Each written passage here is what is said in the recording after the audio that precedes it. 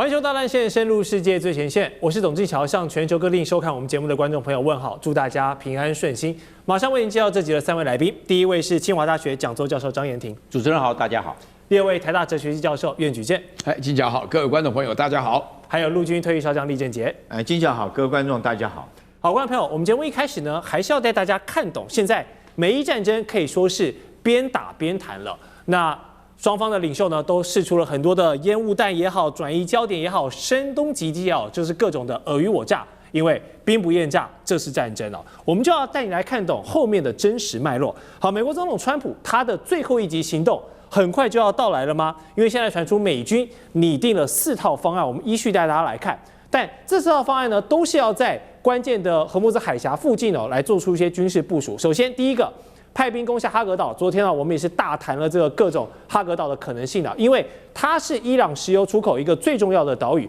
可以说是掌握了伊朗的石油出口命脉了。所以第一个是哈格岛。好，第二个呢，也是要打岛屿，但是不是哈格岛，而是这个上面有战略碉堡据点的拉拉克岛，在这个位置哦。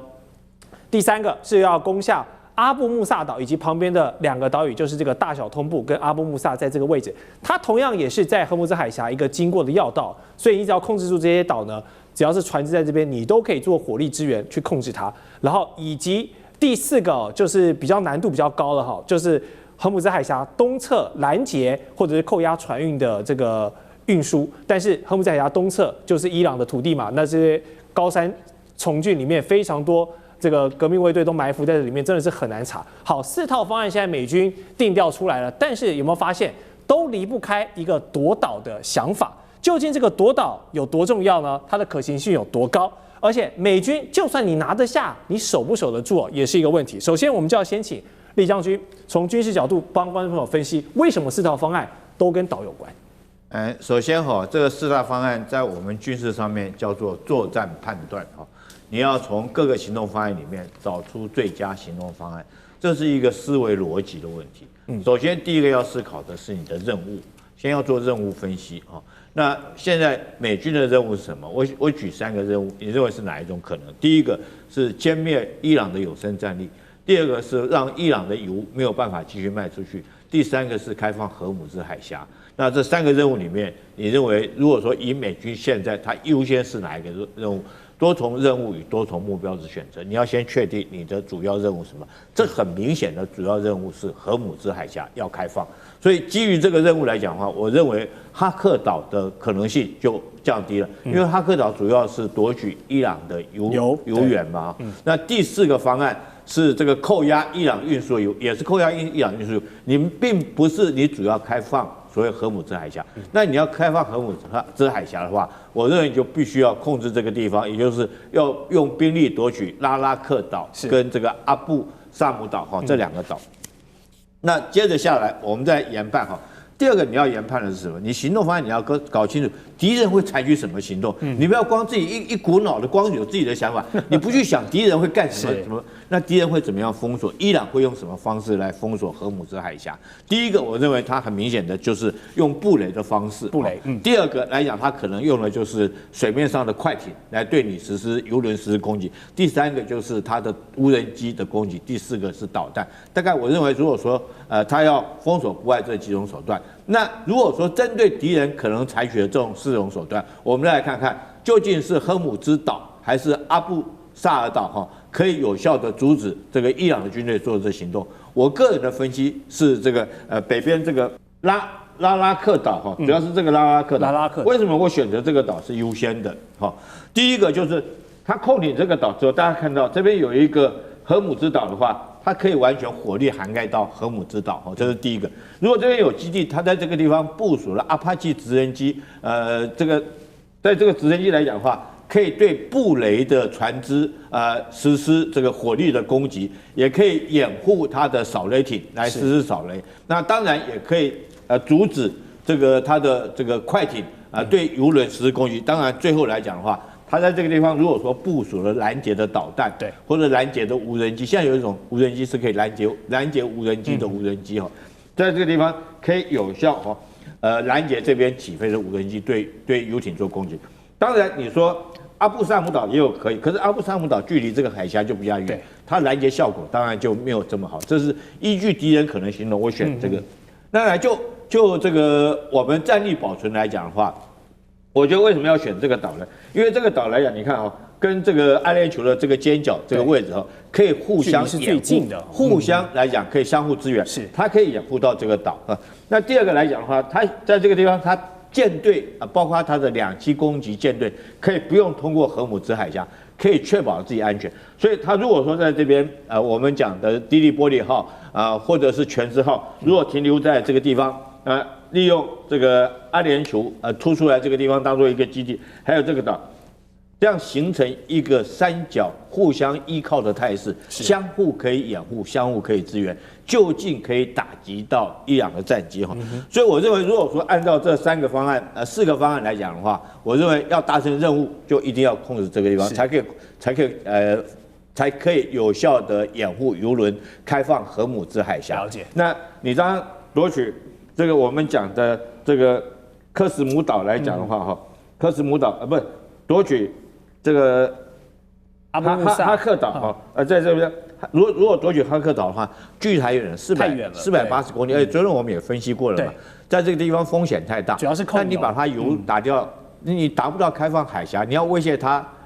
用它来当做交易的筹码。如果伊朗不服你的话，你也达不了手。你封锁这边，对不对？如果伊朗说我油就不出去了，我也不运油出去，那你敢不敢去这个对其他国家可以？他让你通过了，包括中国的油轮啊，包括到你友邦国家，你美国也不敢把它拦下来，就反而造成自己对于盟邦国家的不友善。所以我认为纯粹就军事角度来看的话，我认为夺取的这个。拉拉克是可行性最高，而且是最容易达成任务的一个行动方案，所以我选择这个岛。了解，好，谢谢厉将军的分析。确实，我们刚刚看这个地图的相对位置，拉拉克岛可以形成一个有效的支点哦，来控制荷姆兹海峡。不过未来美军跟五角大厦那些高层怎么想，我们还有待静观其变。但是上述这些夺岛作战呢，都离不开人啊，人要去打仗，所以要庞大的地面部队。所以美军的中央司令部已经证实哦，美军当前他们在中东地区已经集结了5万人喽。陆海空的战力包括了林肯号的航母打击群、F-35、F-18、F-15各式的战机，还有正在抵达要会师的82空降师跟第31海军陆战队的远征队哦。那伊朗，大家这阵子看它，虽然都是用一些低成本，但是可以不断消耗你的武器来讲，但是可别忘了，伊朗的这个武力排行在全球啊，他们也有排名第16的总兵力。包括了正规的国防军，包括他们忠诚的革命卫队，还有这种飞弹、无人机各种来严阵以待。所以现在美伊双方都在凝结手上的筹码跟兵力筹码，就在等待一波 all in 的机会。如果真的发生了 all in 的机会，张教授，你觉得这个情势会怎么发展？我认为美国这个兵力规模还是不够，还不够，因为伊朗够大。你看伊朗164万多平方公里那么大。美国现在如果是刚才所说到的第31远征军，就是海军陆战队，也包括82空降师，够吗？你这样子，你的战略目标是什么？你人就那么多，筹码就那么大，你就只能夺岛，或者是想要控领荷姆兹海峡，我都认为有点吃力，有点吃力了。对你这个兵力规模，你要非常大的兵力规模，可能是5万、10万。我们不要讲到越战50万，对不对？越南才30万平方公里啊，这个是164万平方公里，你怎么让这个伊朗来屈服？兵力规模，我认为要地面战，你兵力规模不大，那你会不会容易？你要让敌人屈服，我认为没有办法。而且它规模大算，它还分散。你刚刚讲的这5万个，那它分散在各个地方啊，巴林、科威特、伊拉克也有，还有阿联酋，还有沙烏地阿拉伯，还有约旦。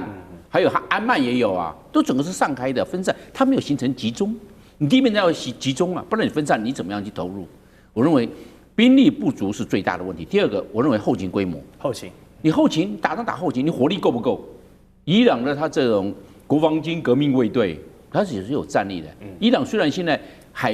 优跟空优被美国摧毁了，但是地面战目前还算是完整。那你这个后勤不够。那你火力就不足，你火力不足，面对伊朗的国防军革命卫队，你能够达到多少的战略效果？我认为就是相当有限。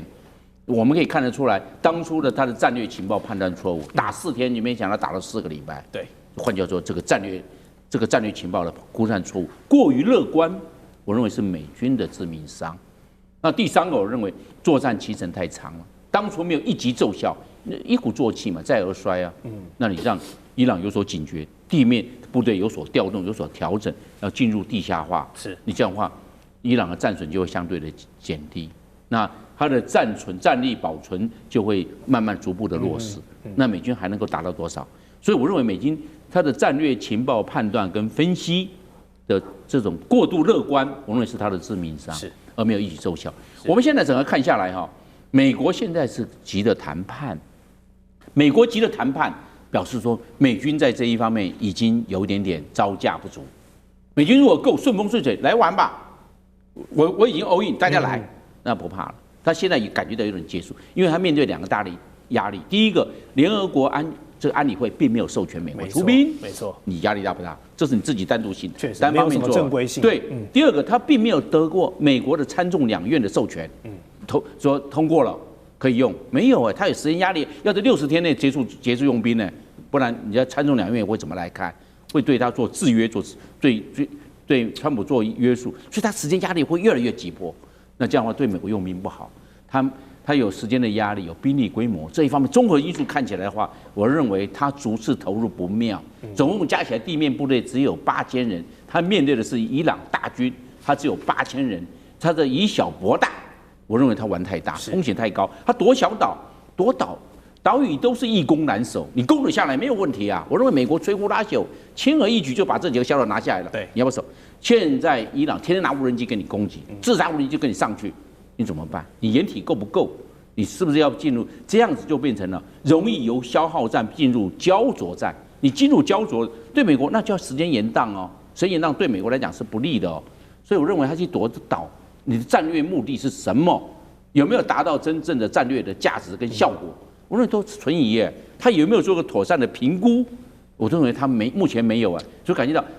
故弄玄虚、故弄绅士。我认为那你就是几个岛，还有荷姆斯海峡，但是问题是，你把这个岛夺下来，荷姆斯海峡并没有办法开通。我拿无人机出来，对海峡上的目标做，尤其是游轮，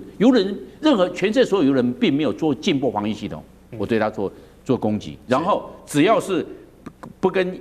美国不跟以色列站队的都可以通过，只要美国以色列的就不行，我就无人机就过来，那你要怎么办？所以美国到现在为止还不敢派军舰护航，没错，因为风险太大。为什么？因为伊朗到现在为止还有地对舰的反舰巡弋飞弹，它还没有用呢。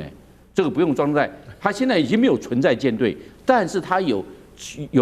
以陆制海的反舰飞弹还在啊，所以美国不敢派军舰护航，风险太高。那还有水雷还没有使用呢，所以等等来看的话，还包括水下无人机了，还有很多牌了。对，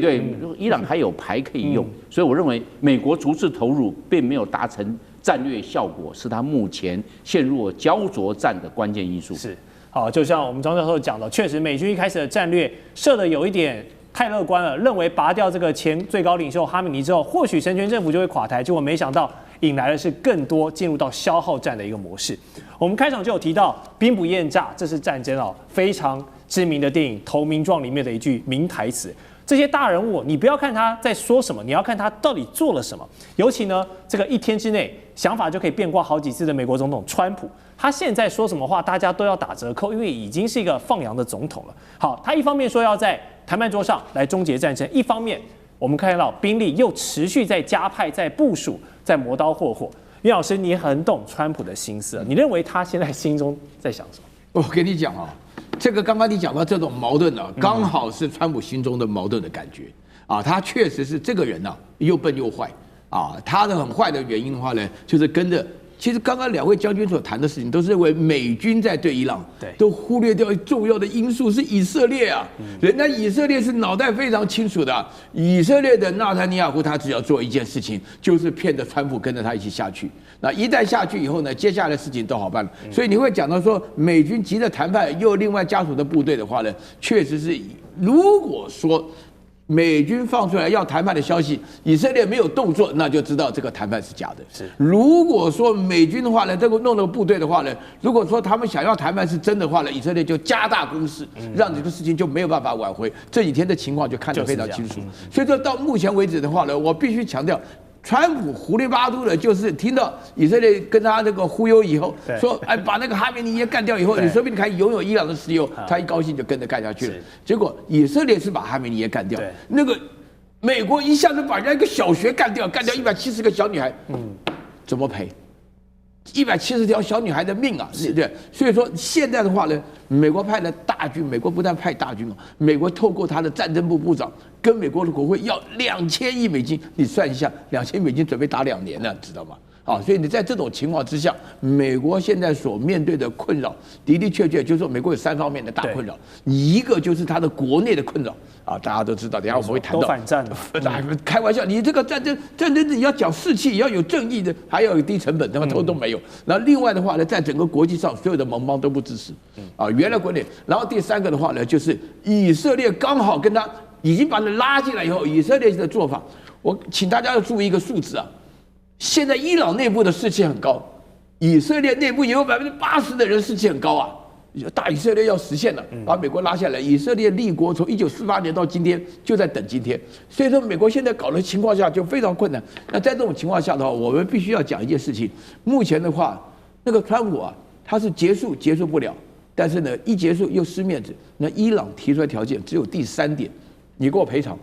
我们就知道，你只要认输你就赔偿。川普怎么可能认输？所以美国现在拖下来，我记得这个美国会进入一个新的越战期间，我都不排除它会逐步的扩大。是，好，谢谢袁老师的分享。不过待会我们的节目要继续来探讨美以伊交锋，现在各方势力运筹帷幄。继荷姆兹海峡之后，封锁曼德海峡会是下一张王牌吗？还有就是中伊铁路现在有补给奇效，以及大家很久没有谈论的俄乌，现在也有更多的战场动态在发生，无人机海的互相攻防，更多的全球脉动，还有精辟观点，我们马上回来。地缘政治、美中之争、战略价值、强权崛起、小国生存。现在与未来洞悉事件走向，掌握世界脉动，全球观点尽在环球大战线。好，观众朋友，我们持续讨论中东的局势。除了荷姆兹海峡之外呢，现在川普总统在极力想打通这一条石油的要道啊。而川普呢，抱歉，是伊朗在这个时候呢又抛出了另外一张王牌，是什么？警告美国人啊，你胆敢动地面或者海上行动的话呢，我不止荷姆兹海峡要继续封哦，我可能还要开辟一条新战线，是哪里？我们来看哦，荷姆兹海峡在这里，它的下方有个地方叫做曼德海峡，这边有一个放大图。这里的曼德海峡呢，是亲伊势力胡塞组织他们掌控的地方。马上响应啊，说如果呢这个美军在越雷池的话呢，他们就宣布要加入美以的抗争。好，一个荷姆兹海峡的封锁已经让全球的航运尝到苦头了。如果再加入一个曼德海峡那这个石油或者整个货运的成本真的不知道要喷到哪里去，因为这里是红海的一个航道枢纽，包含之前这个我们的长荣长4轮把苏伊士运河不小心打塞了，都已经造成这个全球的物流大乱。这一条路又是连接苏伊士运河非常重要的一个道路，而且它掌控了全球6%到10%的海上能源跟货物的贸易。它的海峡最窄处只有26到32公里，跟荷姆兹一样，是一个易守难攻的地形。那胡塞组织大家都知道，他们这几年本来就已经不安分了，时不时跳出来给你这个捣乱一下。那如果正式表态了，现在要严肃来把这个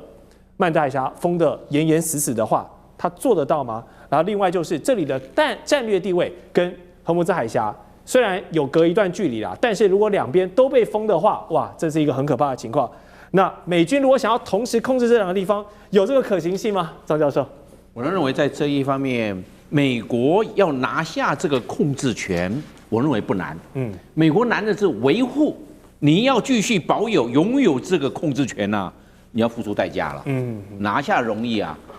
这个曼德海峡，因为也门的胡塞组织，他在那边只要做袭扰，派无人机天天对岛上做轰炸，还有对周边实施这个我们讲做地面作战，是那美军是不是又陷入焦灼战了？它变成两边，你曼德海峡也好，荷姆兹海峡也好，都会产生这个状况哦。拿下不难啊，你要去维护它，继续巩固它，我认为不容易，要付出代价。那然后这个是把这个国土，他们一定会把它拿回来，然后跟美国会一直采取了持续的对抗。那我们可以看有几个美国要去面对无人机，我天天给你过来。它波式的话，它波式攻击，每一天给你10架、20架无人机过来，对岛上做自杀式，岛上就是这样子，直接定位就下去了。第二个，这是水下，他们如果美国要夺控，那很简单呢，他们就布水雷，布水雷水下无人机过去。你要开放曼德海峡，你要夺控，然后开放，我就布水雷下去。你怎么去扫雷？你扫雷完毕，我再布。那这样的话，那美国虽然夺控了曼德海峡，但是好像对曼德海峡的开放还有其他的顾忌，还要去障碍做排除。那你这样的话，这个美国愿意付出的代价跟作战的风险有多高？是不是美国希望短期之内结束这个战争，结果把战争拉长了？你夺岛战争绝对要拉长。那你在曼德海峡，你旁边这个所建立的美军的桥头堡，你是不是要扩张？你要扩张就有战略纵深，是维护这个美军的安全。但是为了美军的安全，你地面作战就会进入接触战。你本来不是的，只是一个外科手术的，就由海军的战斧巡弋飞弹或空射式的远距这个精准制导炸弹对地面目标做破坏。现在不是了，现在是地面接触战，那美军能够讨多少便宜？所以我认为。美军想要去夺曼德海峡的控制权，最重要是他要付出的地面战的代价有多高。而且我看了美军是希望战争尽早结束，没错。那尽早结束的话，我认为地面战就是美军所不必要的，因为如果美军要地面战，会有一个增厚，地面的海军陆战队不光是第30演习军，可能还要从本土调，因为什么？要征兵，兵员要增加，为什么？因为前面所消耗了，后面要补上去，结果他现在并没有这个前面是不消耗了，他后面的后续的梯队还没有上来，还没有做补充呢，那又变成梯次变成我们讲逐次投入，逐次投入对大军作战是不利的，你要部署到位，你才能够发挥强大的地面战的威力，结果又没有，所以我认为这个川普一直在想有限的战争。有限的战争是没有办法奏效的，这是他的一个这个过度于自信，认为有限战争就会让伊朗屈服，有限战争也会让也门的胡塞组织做屈服。我认为并没那么容易哦，不要做战略误判哦。我认为应该交给那个五角大厦的参谋联席会议的主席，由他们军人去做评估，愿意多少代价，因为讲到火力够不够。兵力足不足？我认为这个是重要的，不要一陷入就又陷入泥淖，这个进入泥潭，想要抽身并没那么容易。前面已经战略判断错误了，所以打那么久。现在我认为美军不宜再战略判断错误，否则付出的代价可能比前面的还要再高一些。了解。好，荷姆兹海峡也好，曼德海峡也好，都是靠着这个地形险要呢，让什叶派的那个势力得以小来制大，跟美军抗衡到这么长的时间。如果真的把他们惹毛了，把全球的海运给瘫痪掉了，哇，后果不堪设想。美国原本想说来进行一个斩首行动，打一场漂亮仗，结果现在是越打越难看了。好，这两个地方其实看距离位置是隔了蛮长一段时间，蛮长一段距离的。那如果从战略的方向来看，这两个海峡的战略地位有什么样的不一样？张军？确实是如此哈。其实懂得全球战略的人都知道，这个全球有几个重要的海峡嘛，除了荷姆兹海峡、曼德海峡，包括马六甲海峡哈，这个直布罗陀海峡，对，甚至于包括我们台湾海峡，对，都列为一个重要海域，还有巴拿马运河也是一样，因为这等于全世界这个，当你走到海权世界来讲的话，海运的运输一定是数量是最庞大的，再加上现在由于对能源的需求又这个快速的提高状况之下，你目前看出来哈，你除了说是海运能够运这些这个油轮可以运这些油之外哈，大概用陆运来取代或管线运输来取代的运量来讲还是比较少。所以说只要你能够控制住全球这几个海峡来讲，当然就会对全世界经济贸易或者是航运造成很大的困扰跟影响。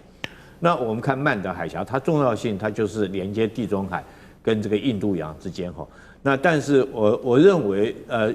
如果说是这个抵抗之湖了，我们讲抵抗之湖就是以伊朗为首的他们这些兄弟们嘛，小兄弟们，对，包括到伊拉克的民兵组织，包括到这个胡塞组织哈，甚至于北边的黎巴嫩真主党、哈马斯等等，对，都称之为等于说他们称之为抵抗之湖了。是那。胡塞如果说要封锁曼德海峡，其实叫了很久。可是我认为他真的要封锁曼德海峡，并没有那么容易。当然，如果曼德海峡一旦被封锁，对航运的影响有多大呢？这个航运必须要绕过非洲南端的好望角。那第一个，当然你的成本就会增加很多；第二个，你时间会增加很多。这样将近多了3000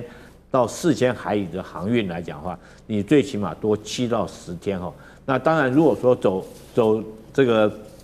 LNG 船如果走好望角来讲的话，也会增加风险。什么增加风险呢？你知道赤道地区的温度跟好望角那边的温度就不一样。那 LNG 船运的是什么 ？LNG 船运的是气体。我们知道气体会热胀冷缩。LNG 船之所以说是全世界最难造的船，就是因为它你看那个球里面要这个抗这个气体能够容忍它的热胀冷缩的这个压力，是焊接是很重要的。那你绕这边路那么长，当然对你的这种因为 LNG 船的风险就增加，当然对你的航运成本也会提高很多。那当然对航商来讲的话，你船只的周转率，对货轮来讲周转率就会降低很多嘛。我本来一条船可以跑10个地方，我现在只能跑5个地方，影响就很大。但是我们现在回过头来看这个胡塞组织有没有能力封锁曼德海峡？当然，曼德海峡这个长很窄它甚至于这个海峡中间还有好几个小岛，包括什么七兄弟岛啦、毗邻岛啦这些岛在中间，所以船能够走的路线不多那合理来讲，应该是很容易封锁，但是我不认为这么容易封锁，因为到现在为止也没听过胡塞组织真的成功封锁过这个曼德海峡这个美军的航舰还有战舰还是经常在这边进行输出。为什么是这个样子？因为它对面那个地方叫吉布地。这个海峡的对面叫吉布地，吉布地是现在包括中国的海军也在这边护航嘛？那包括中国海军，包括全世界各国海军都在那边护航。再怎么样，这些军事强国如果在这边护航，关系他自己国家的货运安全的话，他绝对不会允许你胡塞组织封锁这条船。如果说你真的敢在那边封锁，我跟你讲，那会引起8国联军，大家一起打你。所以我想说，胡塞在这方面来讲，他一定要有所克制的。嘴巴讲可以，但真的去做的话，我觉得会引起全球很大一个反弹。了解，这也确实是全球的一个红线啊，动到谁的蛋糕呢？可能胡塞组织就会被大家结合起来教训。好，那川普这边原本23日宣布，他要下令暂缓攻击伊朗的发电厂跟能源设施，因为要进行谈判嘛，总是要有一些示好。但是到了之前呢，不意外，他又再度 tackle 了。在社群媒体发文说，因应伊朗政府的请求呢，他将这个暂停能源的设施摧毁行动再延后10天，要到4月6号了。而且说得很好听是哇，人家来求他的，结果马上就被伊朗以及这一次担任调停角色的巴基斯坦出来给打脸了。好，目前美伊双方对于停战的条件，不能说没有共识啊，只能说是这个差距还甚远啊。那川普延了又延的，最后通牒都是为了帮这场谈判来争取更多的时间，但是以现在来看，达成停战的这个天时地利人和有到吗？岳老师，我先解释一下为什么先缓5天又缓10天啊？这个不是打脸的问题，主要的原因是因为他原来讲5天的时候，我要轰炸伊朗的发电厂跟能源设施的，伊朗的回应才是重点。伊朗说的话，你要轰炸我的话，我把整个中东地区的发电厂跟能源还有氮净化厂全部干掉啊！川普不敢干的，怕什么呢？怕市场动荡，这个市场动荡会影响到美国的市场啊。这个其实基本上就是小型世界大战的了啊。伊朗就疯了嘛，鱼死网破，同归于尽。那川普这样子搞法的话呢，这个事情就闹大了。所以说呢，他就是要tackle也好，不tackle也好，你放心好了，到了4月6号啊，又会有下一个新的点子又不来了，因为这件事情对于伊朗来讲，那个发电厂跟能源设施实在是太严重，而且人家发电是为了民生嘛。说句良心话，战争不祸延其他的这个一般的平民嘛，对吧？老百姓何辜呢？但是呢，你刚刚问我都说这个美伊达成停战的几率很高嘛？非常低啊！首先第一个，伊朗已经讲出来，打着停战协定叫你要赔偿啊，战争的损失。那你想想看，川普这个人的个性，对不对？他怎么可能会要赔偿的什么的，也不愿意认输。川普现在甚至还在讲说，伊朗已经输了，我们已经赢了。然后他的莱维特发言人讲说，伊朗输了，但他们不知道自己已经输了，所以等到他们知道的时候，那他们就会投降。那怎么可能这种事情？然后第二个，以色列人不希望他停下来呀。是以色列现在好不容易才把他框进来，以色列等了40多年，终于来了个傻子跟他一起进去干。对不对？那美国现在的话呢，鼓起毛起来全进的话，以色列觉得这是他们国家生存的唯一希望。那另外的话呢，这里面按照我前面讲的理由，这个仇恨结大了。那伊朗人家也是有3000年的历史啊，历史中的教训多得很啊。前阵子伊朗的外交部长阿拉克奇出了一个石雕，这个石雕是罗马帝国的皇帝跪在波斯帝国的国王面前，目的就说明我们在历史当中的话呢，不是没有征服过你们，也是有地位的。对呀，他开玩笑，我们今天打仗的时候开口闭口就是讲历史的记录，是对不对？讲到汉唐盛世啊，虽远必诛啊，卫青霍去病什么的，都是拿出历史来讲。伊朗人的历史也很丰富啊，是的，他怎么可能轻易的说什么结束？停战是停战，你要赔偿吗？了解。好，稍后回来我们要继续来探讨荷姆斯海峡的大门哦，不是不开，而是要挑人开。友善伊朗的国家呢，都会为你而开。另外，还有这个中国大陆“一带一路”的旗舰项目的中伊铁路哦，不是为了战争盖的，但是在2025年建成之后，今年马上就成为了战争情况下的一个非常好的一个避险路线了，能够成为北京来帮德黑兰输血救急的一条生命线吗？待会告诉你。地缘政治、美中之争、战略价值、强权崛起、小国生存，现在与未来洞悉事件走向，掌握世界脉动，全球观点尽在环球大战线。好，再回到环球大战线的节目现场，美国总统川普呢，他前段时间说啊，伊朗为了求和，给他送上了一份大礼，包含了石油、包含了天然气跟荷姆斯海峡通行的超级礼包。但事后我们得知呢，他所谓的礼包就是放行了几艘油轮、货轮通过，表态呢，我们荷姆斯海峡并不是完全封锁的，所以世界的这个贸易呢，在战争期间还是有一条可行之路。但是川普还是往自己脸上贴金了，因为要知道这些船不是你美国籍的船，而都是跟伊朗友好的人的船。我们来看看有谁，5个国家现在就被点名了，包含中国大陆、俄罗斯、印度、伊拉克、巴基斯坦，你们是友伊的这个势力，所以呢，你们的船只要乖乖缴通行费的话，还是可以做生意，还是可以通过的，并且根据英国的劳氏船籍社他们的消息指出，中国籍的货轮呢，成为了伊朗允许航行荷姆斯海峡，而且是首艘借由支付通行费安全通过船只，等于是中国的船开了一个先例。只要跟伊朗关系不错，愿意拿出一点钱，这条路你是可以走的，好不好？这就是有一个象征性了。那我们来持续看到，现在伊朗利用这个海权来当做筹码，给各国一个选择：你是要在你们的国家的能源安全，还是来挺美以？这两边你要选边站哦，然后等于是这个削弱美国安全承诺的同时，又给了不管是中立国也好，还是亲伊朗的这些势力也好，告诉大家你其实有一个新的选择来获得一些竞争优势。好，我们说这个是因为这场战争而短期出现的一个被迫下的情况，大家必须要这样做，还是说这场战争之后，整个全球的国际格局可以因为海运的规则而改变？张教授来。我认为这是伊朗在这一次伊朗战争当中发现到它的地缘战略的利益之所在，就是荷姆斯海峡。现在可以把这个荷姆斯海峡变成它的战略筹码，一个要友谊、友善，或者是有对伊朗是友善的，它可以开放通过；第二个，对于伊朗是有距离的，亲疏远近啊，那就按照它可以坐地收取过路费，对，就是这两个。他发现突然可以了嘞，因为什么？因为全世界都要能源，没有一个国家不要能源，能源越来越重要，因为 AI， 因为半导体，因为大家那个大量的都已经大量的这个我们讲新能源车等等，对能源的依赖会越来越高。那很简单，那我就突然因为这一次伊朗战争，才知道原来荷姆斯海峡有那么好的这一个战略角色，他就把它变成地缘战略转换成战略筹码，这就是伊朗的转换。那因为这个很简单，第一个要站队，你这个站队如果站队伊朗不站队伊朗这一边，你是站队以色列或者美国这一边，那对不起，那你不要过去。你要过去要有风险，因为到现在为止，美国还没有讲要战略护航，那就有风险。要不然你要拿非常高额的价格，我就睁一只眼闭一只眼，让你开了这个船舶识别系统，你就悄悄通过去吧。它可以这个样。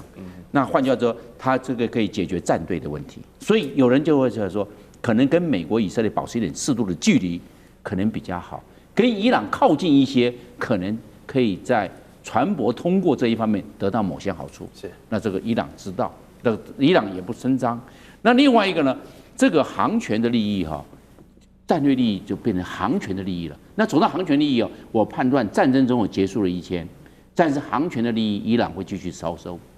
那这就不一样了。变成一个会生金蛋的母鸡，真的，以前没有啊，现在有了，可以生金蛋的母鸡。就地起价了。对，因为什么？因为这是它的，我们知道这个最窄的这个水域也只有32公里、23公里，非常的近，那都是伊朗所控制的。那这个选择性的放行，这是伊朗的战略权益。这种战略，我可以选择性，可以要你通过，也可以不要你通过，你就原地待命，要不然有这个风险。这个就是我讲，它这个选择性的这个权利就在伊朗上面。那美国呢？美国因为付防风险太大，美国是外来者，他远道而来。当然，他在中东地区有驻军，但是问题是荷姆斯海峡这一个区块还是在伊朗手上啊。是，除非你要去把它夺起来，或者是把它拿下来，然后永久占据啊。但是我认为风险太高，所以将来荷姆斯海峡变成伊朗认证海峡。认证才可以，我要可以开放的你才通过，没有开放的你不能自由通过，你自由通过就有风险，一定是有条件的开放，不会无条件的开放，因为这个地缘战略利益已经变成伊朗的地缘战略筹码，战略筹码之后转换成经济利益，那这个换句话说，伊朗以后不是光是卖油，还卖航权呢。是，那我认为这是伊朗战争所发现的这个外溢的利益，这一次见效了，但是美国要不要付出这个代价呢？我认为美国长期要面临兵险或者是这个护航的风险，我认为美国是一时的护航，不会愿意长久的护航，因为这个会造成它军费过高、风险过大，甚至有时候会造成伤亡。所以我认为美国会采取的是保守的策略，不会长期跟伊朗硬干。好，除了刚才我们提到这5国友谊势力现在被放行通过之外，其实还有更多国籍的船也都有零星通过，或者是被酝酿未来可能通过的一个权限当中其实大家想的不太一样，还不乏亲美的势力有谁？泰国、日本、西班牙等国家，尤其是西班牙这次就被伊朗点名了，因为西班牙尊重国际法，所以呢愿意接受马德里提出关于海峡的任何请求啊。那其实就是在奖赏3月初的时候呢，西班牙是公开拒绝了让出他们的军事基地给美军使用，表达我们西班牙不要当这一场战争的帮凶。结果就换得了德黑兰觉得你不错，好人卡给你1张。而这一次呢，伊朗首次对西班牙这个欧盟国家开出的算是一个友好的绿灯了。我们看到这场战争，全球几大势力或者集团纷纷表态，但是北约跟欧盟一直来说都蛮克制的，刻意保持一个谨慎的态度，保持距离，就怕被卷进去。那么现在有了这个西班牙模式之后，会不会有更多人开始跟伊朗来保持一个比较好的状况？叶老师，对我这个针对于这个问题的话，分成3部分来讲。首先第一个的话呢，就是讲到欧盟，再讲到北约。然后再接下来的讲的话呢，未来会不会针对某些国家做开放？那针对欧盟的情况下，大家要搞清楚一件事情：欧盟是一个集体的，就算是一个邦联的合起来的国家，但是各自的国家有它各自的立场。对啊，比如说这个立陶宛就是一个很好的例子，他自己要单干，那大陆就专门收拾他。那么这是一个很好的例子。那么西班牙这次情况比较特别，西班牙的话呢，就是明摆的就是说明了军事基地不给美国用。然后呢，其实我觉得说是跟那个委内瑞拉的问题是有关系的了，毕竟他们都是原来的西班牙语的国家嘛。然后另外，西班牙觉得说他们自己的首相也好，前首相也好，桑切斯也讲，直接讲说美国这是一场不正义的，是个非法的战争嘛。那北约的情况的话呢，北约要行动的时候的唯一的理由是，当北约的国家有一国，北约33个国家有一国被欺负、被侵略的时候，其他国家就联合起来以被侵略的这种名义。但是美国现在有被侵略吗？啊，所以我这突然回答你问题，想起来，范斯现在讲说美国有没有侵略？为什么呢？因为说是那个伊朗啊，但是搞出一种带着核子弹的这种自杀炸背心，这一下炸起来了不得了，所以就讲说啊，美国有这种面对威胁的危险，因为美国现在没有盟邦加入，它确实是非常困难，因为没有盟邦加入的话，就说明它没有经过国会同意，是一个非法的战争。那伊朗在未来的时候，这张好人卡的发放的过程的话，是一个非常重要的广告，所以不但有我们张将军讲的说，从此以后啊，有一种外溢的这种权限，保留这个荷姆兹海峡的这种通过的权限以外的话，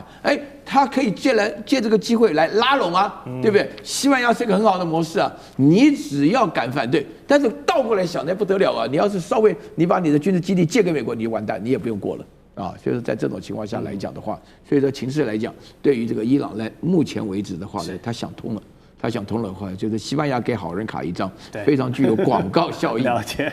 好，这个我们看到西班牙的好人卡呢，或许可以让现在紧张的海运僵局可以看到慢慢在舒缓的一个迹象。但是在整个风险尚未退去之前呢，替代方案大家认为还是必须的。如果海运都走不了这条路的话，还有什么办法？空运那么贵，那就是走陆运哦。然后我们就发现了，大家才惊觉，在2025年5月全线贯通的这一条中伊铁路啊，没有想到现在成为了伊朗的开挂神器哦。好，这条路是从中国出发，沿途穿越了中亚多国，然后最后在德黑兰附近的阿普林路港抵达。长达5500公里的铁路，是当年北京“一带一路”一个重要的旗舰项目。没想到隔年的通车呢，马上成为了战争地缘政治下一个非常好的避险工具哦，因为降低了对海运的依赖，并且这个维持了，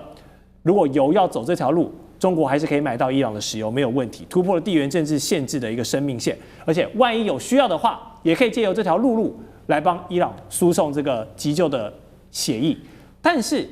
聪明如美以，他们会不知道吗？他们肯定知道啊，有这条路线在的话，就掐不死伊朗嘛。但是为什么又有强制空权、海权的美以呢？对这条陆路不敢去插手，对这条地面的交通感觉是视若无睹。好，中伊铁路我们除了知道背后是中国大陆的一个因素，它的背景还有这个战略威慑力之外，究竟这条铁路还有什么保命符？大家明明知道它是有发挥作用的，但是不敢去碰。我们有一句话哈，要致富先造陆哈，所以陆是很重要的。那陆有什么陆呢？简单说，分为水运跟陆运两种方式。水运又分为海运跟河道运输，那陆上运输又分为铁路、公路啊，甚至现在加一个这种空中的运输。另外还有一个东西很重要哈，谁能够掌握到这个？就能够掌握到未来的财富，那叫网路哈。这不要忽略，网路现在确实是如此啊。你要是有网，谁能够掌握到网路，谁就能够这个致富哈。那西方以前的话，他们依据这个想法概念哈，他发展出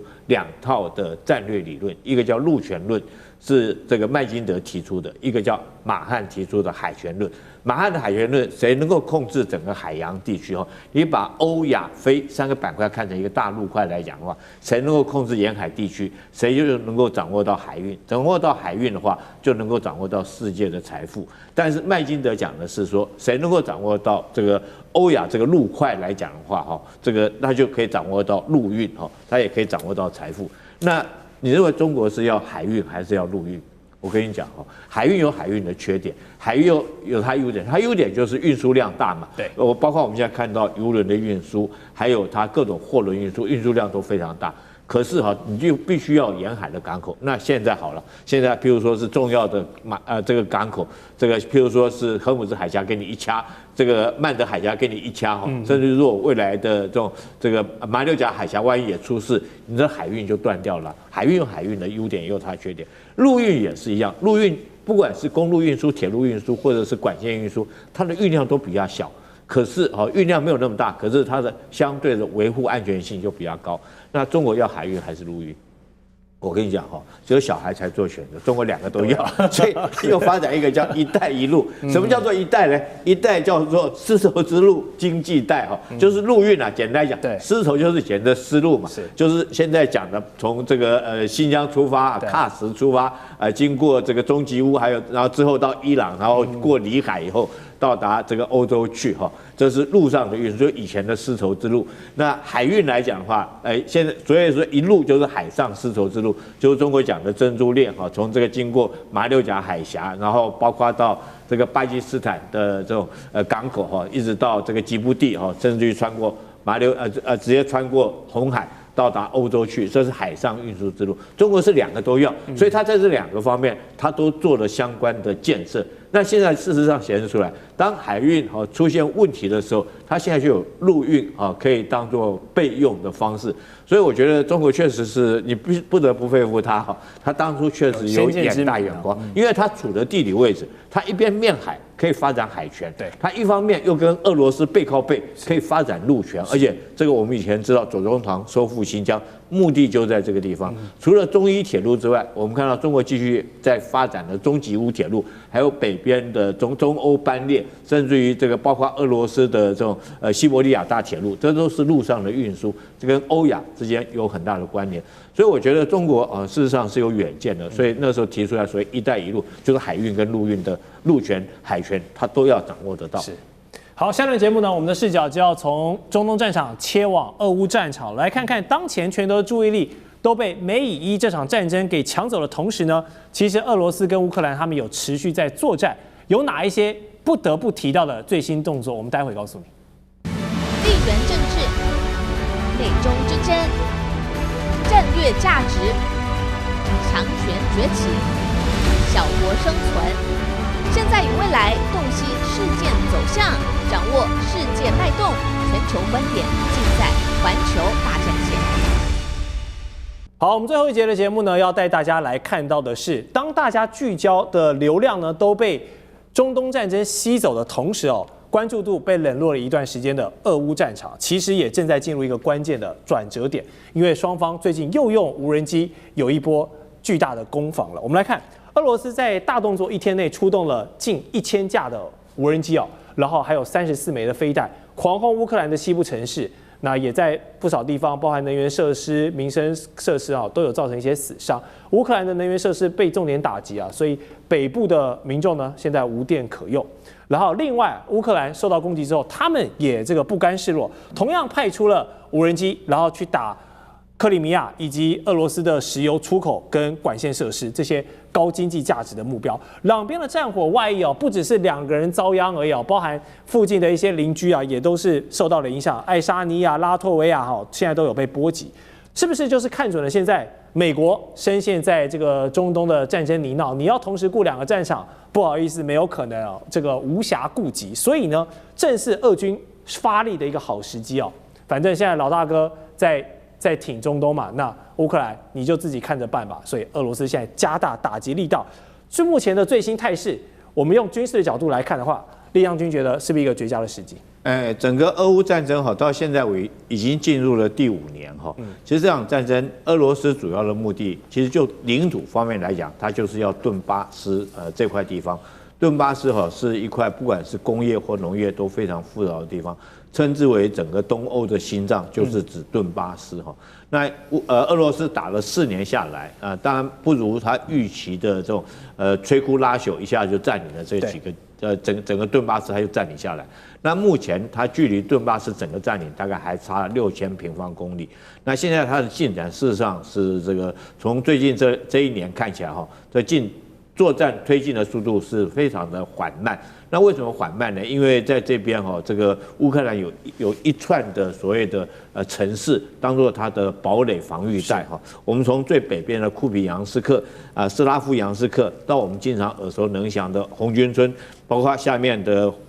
波克罗夫斯克库拉沃霍这整个真实带，所以它就变成一块骨头一块骨头要慢慢的啃，可是它又不见那么快，所以能够啃得动虽然说红军村这块硬骨头它啃下来，可是不管是北边南边还有将近6000平方公里的土地，它没有办法都没有办法能够打下来。那现在我觉得普丁就趁着你这个中东地区这个美军在跟伊朗打仗，这个兼顾这个地方不暇的之际，他就川普也知道他没有办法同时应付2场战争，所以他这时候给泽伦斯基施压，叫泽伦斯基用割地换这个和平的方式，就你干脆这6000公里，虽然说是这个俄军还没有打下来，你就干脆给他了，然后来换取和平。当然就这个泽伦斯基来讲的话，他认为说我还有6000平方公里，我还有城市群可以抵抗，那为什么我这么快要让出来？我让出来以后，我国家安全怎么办？我个人的前途我怎么来维护？可是我觉得川普这时候可能不管你那么多了。曾经有一句很有这个泽伦斯基曾经有记者问他说，你跟川普两个年纪看起来像父子哈，这个泽伦斯基怎么回答？他说对我跟他年纪看起来像是父子，可是我是他最不疼爱的儿子。从这句话你就知道这个泽伦斯基目前的处境。那现在双方战况，俄乌战争的战况，春天到了。我相信俄军会立刻展开所谓的春季攻势。对这个乌克兰来讲，如果在失去美军的援助那包括导弹或者各方面的武器的援助，可能这个乌克兰会陷入一场这个很艰困的战局。好，刚刚张军用一句话，泽伦斯基自嘲自己是川普最不待见的儿子，点出了现在乌克兰跟美国的关系，因为华盛顿对乌克兰已经没有耐心了，就是要你割地。那当川普总统把他的重心转移到伊朗战场时对乌克兰的只剩下敷衍跟要求你妥协。华盛顿邮报更指出呢，五角大厦现在要考虑把原本要配给给乌克兰的爱国者飞弹全部调往中东了，因为那边现在正剧烈消耗着美军还有盟友们的这个弹药库存了。然后呢，首先逼乌克兰割地止战这个问题岳老师，你会不会觉得白宫的处理真的是有点太粗糙了？还是说对乌克兰真的已经没有耐心了？你不答应？不好意思，我就放生你。白宫的处理方式在拜登总统时期跟到了川普总统时期，可以谓之背信忘义就是完全是这个天南地北相差180度。原来的话呢，每一次哎呀，我不晓得弄得我们台湾跟里外不是人。我们曾经有一段时间的话呢，每次走过来到了这个基隆路跟那个信义路口的时候都有那个乌克兰的挥的国旗那天我们都是乌克兰人我真不好意思讲谁跟你是乌克兰人呢？搞得现在乌克兰的话呢，上一次在白宫里面讲说 "You have no cards"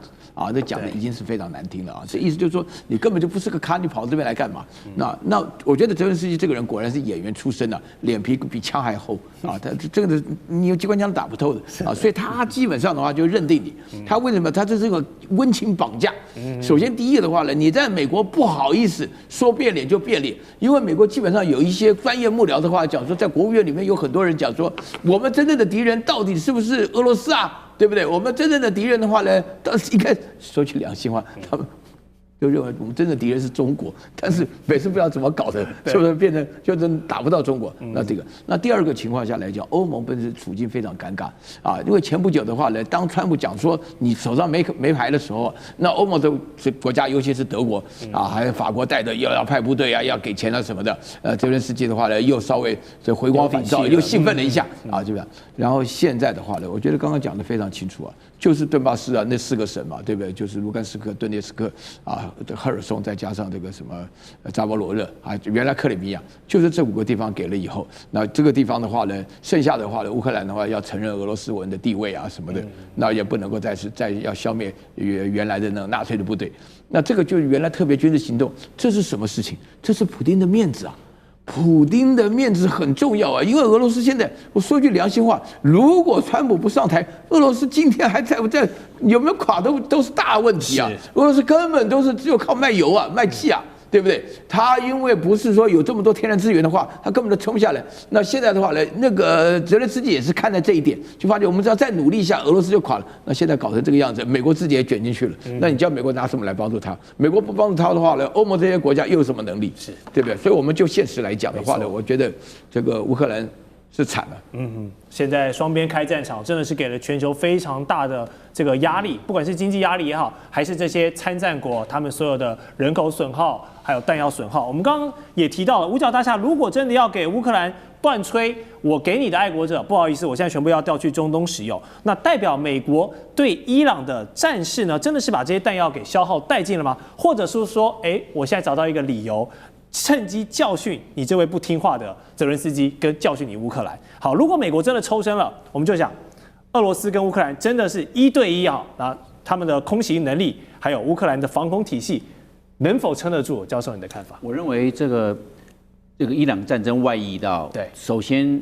受到最不利的，我认为就是乌克兰战争。对，乌克兰战争，就面临了乌克兰战争面临的是双逼降，俄罗斯是以军事实力逼降，一直向前不断推进。对，那乌克兰挡得住吗？这个是硬实力，这个军事逼降，美国是断吹逼降。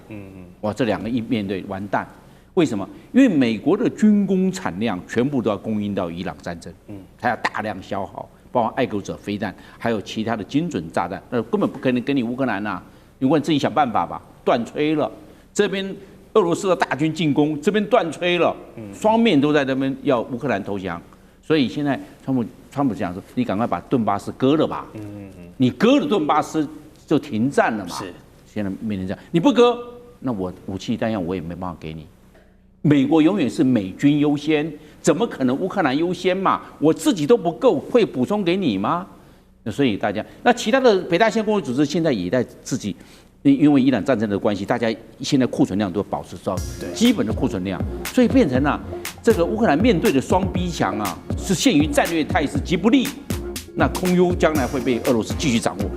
俄罗斯的这个武装攻击直升机、战轰机再进去，无人机再过去，导弹再过去。